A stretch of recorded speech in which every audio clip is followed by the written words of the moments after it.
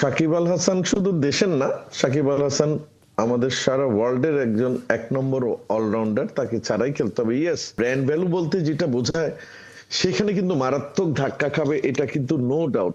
সাকিব আল হাসানকে দলে ভিড়িয়েছিল চিটাগং কিংস। মাশরাফি বিন মুর্তজা আরেকজন জনপ্রিয় ক্রিকেটার বাংলাদেশের, সিলেট স্ট্রাইকার্স তাকে দলে টেনেছে ড্রাফট থেকে।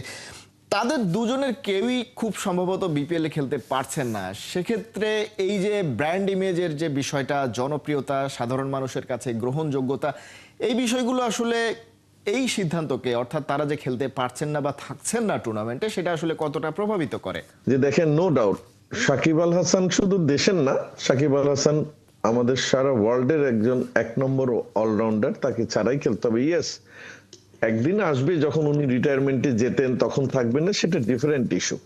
বাট এখন উনি পরিস্থিতির যে অবস্থা, শুধু তা না, আমি আর একটা পয়েন্ট একটু অ্যাড করতে চাই। আপনাদের যে রিপোর্টটা শুনলাম, ইদানিংকালে আবার দেখা যাচ্ছে সাকিবের বোলিং অ্যাকশন নিয়েও ইংল্যান্ডে কথা উঠেছে, এবং এটাও কিন্তু একটা মারাত্মক আপনার প্রভাব ফেলবে তার ক্রিকেটীয় জীবনে। কারণ এত বছর একটা মানুষ সারা ওয়ার্ল্ড দাপিয়ে বেরিয়েছেন, আইপিএল খেলেছেন, বিপিএল তো খেলেছেনই, অন্যান্য এমন কোনো ফ্র্যাঞ্চাইজ নেই, মানে এমন কোনো দেশে উনি খেলেন নাই। হঠাৎ করে কিন্তু আবার দেখলেন তার বোলিং অ্যাকশন নিয়ে কথা উঠেছে, এবং এটা আপনার রিপোর্টও হয়েছে।